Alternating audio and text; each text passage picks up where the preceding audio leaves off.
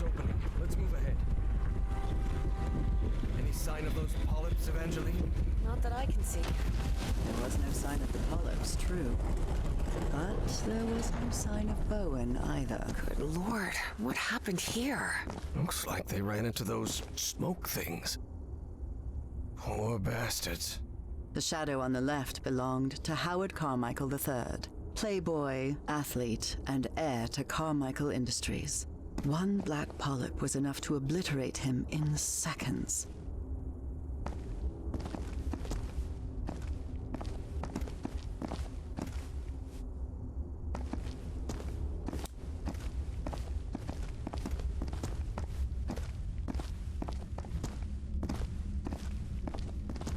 More of those footprints.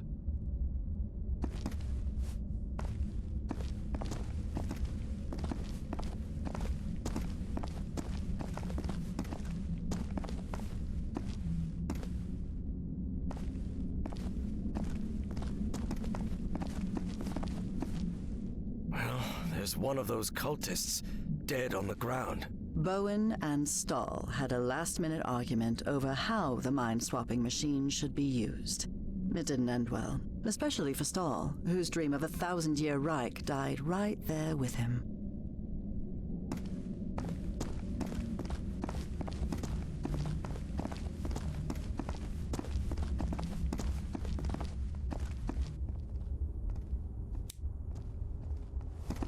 Look at this architecture. Does it look familiar to you? Professor, this looks like the archives. The great library from my memories, but back then it was full of life. This place is in ruins. Makes sense, Evangeline. Millions of years have passed since you were here.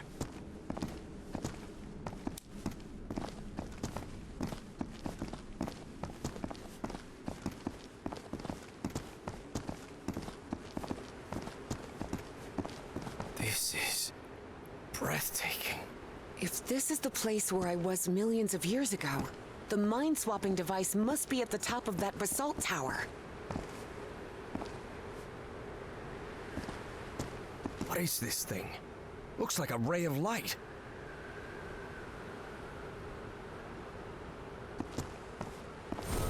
Whoa, whoa! The polyps are gathering over there. What's going on? What are they trying to do? I don't know what drives those creatures. I don't understand what they do, or why they do it.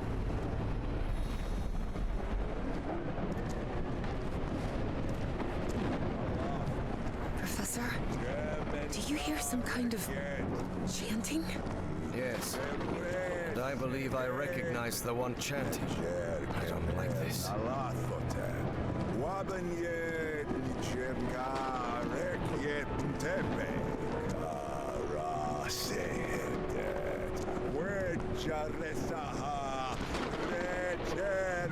Bowen, stop right there! Everhart, what are you doing here? How did I took the number 3 bus to Nakotas. Now get out of there, you idiot! Don't even think about it, Professor. Not when I'm this close. The Bowens have spent generations searching for the knowledge we were promised. Oh, yes. Nalathotep, herald of the almighty Azathoth. Cultist ranting always sounds ridiculous, especially when they spout their nonsense out loud. Enough of this. I'll drag you out of there by your heels if I have to. Do not come any closer. I'm warning you. Of course, things change when cultists are armed. Listen to me, Bowen. I know the great race of Yith. They've spoken to me, and you know it. Look around you.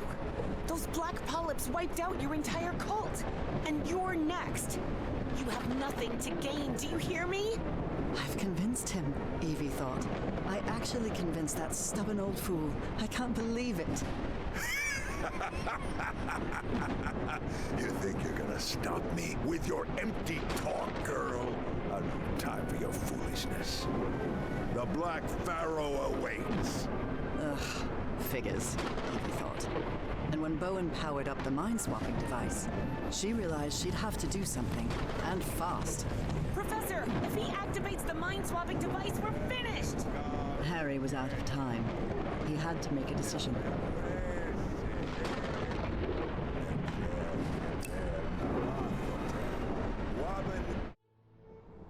Harry remembered Dr. West's words. Evangeline has to sacrifice herself, Professor. It's the only way to stop Bowen and preserve the space-time continuum. But he didn't give a rat's ass what Dr. West had to say.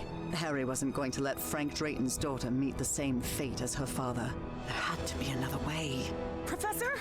Professor! I'm sorry, kid. I'm really sorry. For everything. Harry! And as she screamed, Evie watched the stubborn old grouchy archaeology professor sacrifice his life to save hers and all of humanity. Harry found himself in the ooze pool, completely covered in the substance he feared most. He knew this was his death sentence, but at least he was going to make sure Caleb didn't swap his mind with anyone. Are you out of your mind, Everhart? Haven't you seen what that liquid does to humans? I know it better than you do, you kook. No, don't touch that. You'll interrupt the transfer process. No, no, no! Oh no, oh no. Not the ice. And so, on November 6th, 1957, in that basalt tower of the city that millions of years earlier had been Nicotis, my husband, Harry Everhart, was consumed by the black ooze.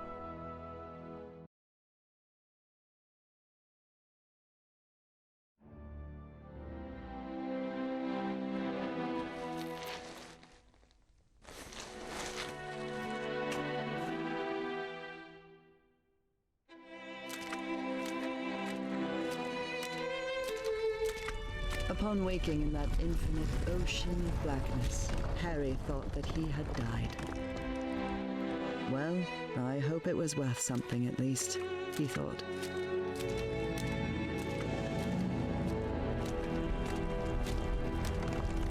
He was waiting to see the light at the end of the tunnel when a voice surprised him. One he recognized instantly. My voice. Harry? Nora? I'm so glad to see you, my dear old pal. Nora? Nora! Am I dreaming? No, you're not dreaming. Then I'm dead, right? No, you're not dead either.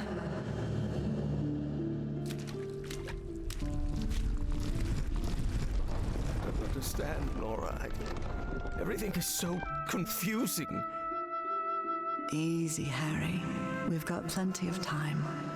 Ask whatever you need to ask.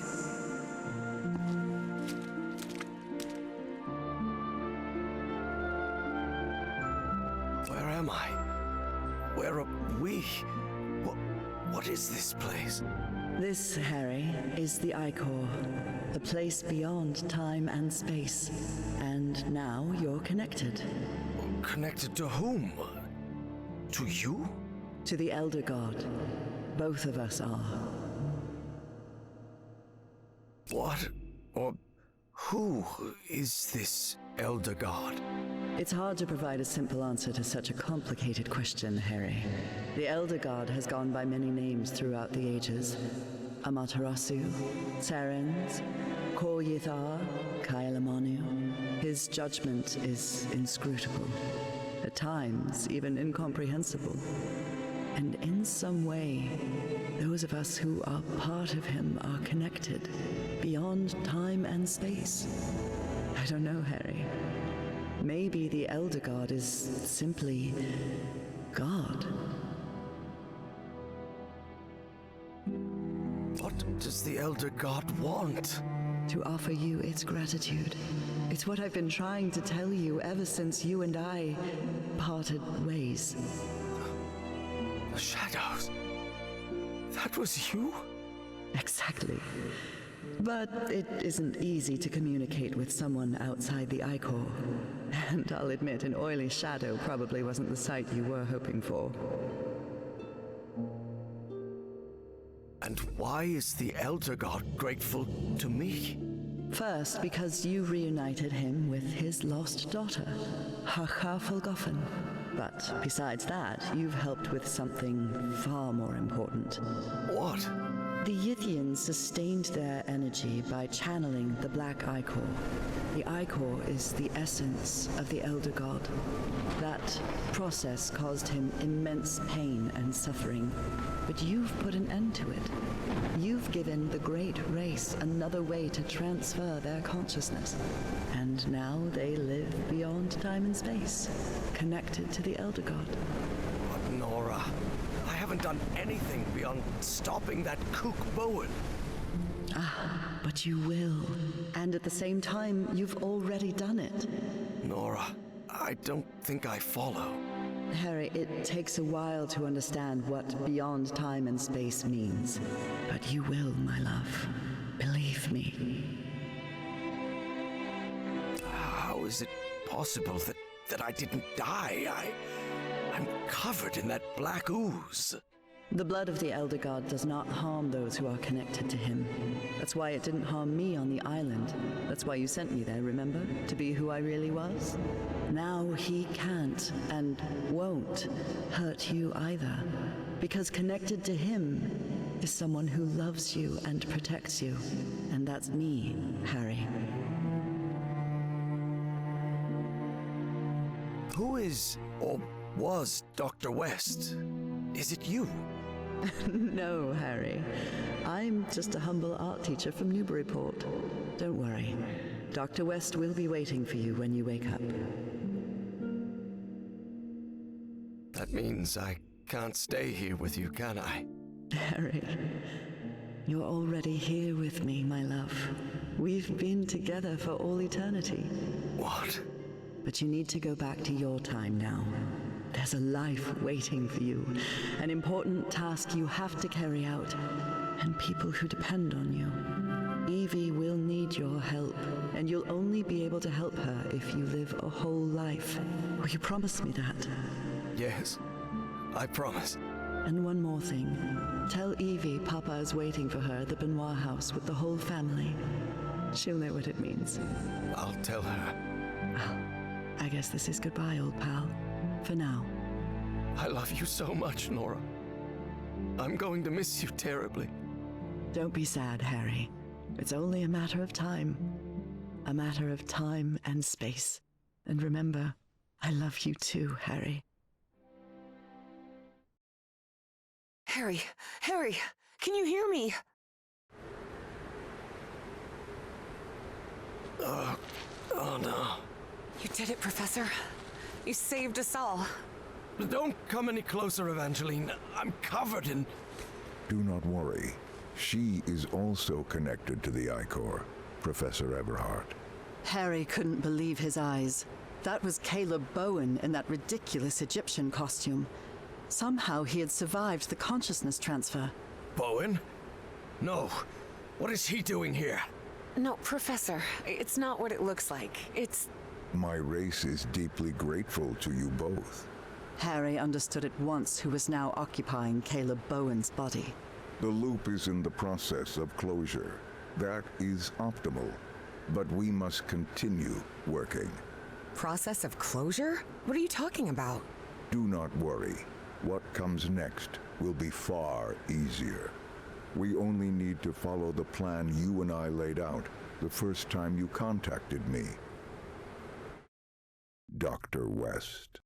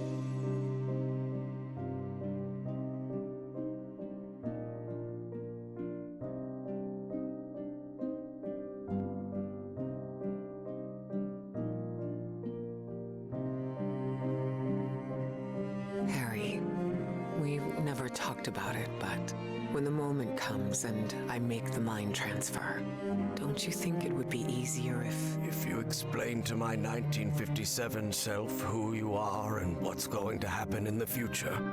Yes. What if something goes wrong with the loop because of that change? Wouldn't it break the space-time continuum? Well, I'm not sure. I just wanted to spare you that unnecessary distress and... I'll handle it, Evie. You know it. It's already happened. I'll handle it, not to take any risks. You know it. It's already you're happened. right, Harry. And as you say, if we're still here, it's because it already happened.